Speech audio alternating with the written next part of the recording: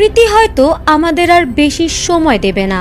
জলবায়ু পরিবর্তন আর ভূগর্ভস্থ প্লেটের ক্রমাগত অস্থিরতা যেন সেই আশঙ্কাই সত্যি প্রমাণ করছে। 3 দেশে আঘাত এনেছে শক্তিশালী ভূমিকম্প।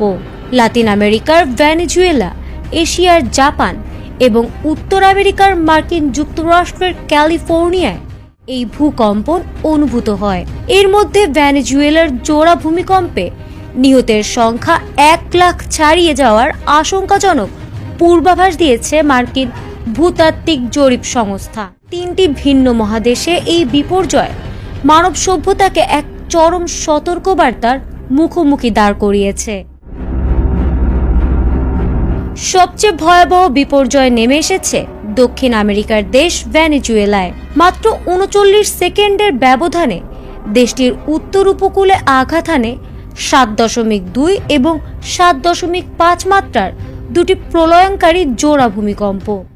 ধুলোয় মিশে গেছে শতাব্দী প্রাচীন বহু স্থাপনা। হাজার হাজার মানুষ এখনো ধ্বংসস্তূপের নিচে আটকা পড়ে আছেন। ইউএসজিএস এর প্যাজার সিমুলেশন অনুযায়ী এই দুর্যোগে মৃতের সংখ্যা 10,000 ছাড়ানোর সম্ভাবনা 44%। 1 লাখের বেশি মানুষের প্রাণহানির শঙ্কা রয়েছে 30%। অন্যদিকে প্রশান্ত মহাসাগরের অপর প্রান্তে জাপানের কুজি শহর থেকে 35 কিলোমিটার উত্তর পূর্বে আঘাত এনেছে 6.9 মাত্রার আরেকটি শক্তিশালী ভূমিকম্প।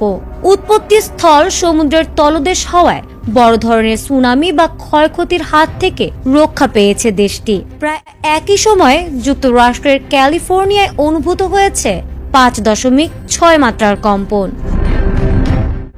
ক্যালিফোর্নিয়া ইনস্টিটিউট অব টেকনোলজির ভূকম্পবিদদের মতে এই 3 ভূমিকম্পের মধ্যে সরাসরি কোনো ভৌগোলিক যোগসূত্র নেই। এটি একটি চরম প্রাকৃতিক কাকতালীয় ঘটনা। তবে বিশেষজ্ঞদের এই বৈজ্ঞানিক ব্যাখ্যা সাধারণ মানুষের মন থেকে আতঙ্ক দূর করতে পারছে না। প্রকৃতির এই রুদ্ররূপ আমাদের মনে করিয়ে দেয় আধুনিক প্রযুক্তির চরম শিখরে পৌঁছেও মানুষ প্রকৃতির কাছে কতটা অসহায়। একের পর এক বিপর্যয়ের এই ধারাবাহিকতা হয়তো পৃথিবীর শেষ সতর্কবার্তা। প্রকৃতি তার ভারসাম্য ফেরাতে আমাদের হয়তো আর বেশি সময় দেবে না। এখনই পৃথিবীর সুরক্ষায় বিশ্ববাসীকে এক না হলে ভবিষ্যতে এমন মহাবিপর্যয় এড়ানোর কোনো পথই আর খোলা থাকবে না।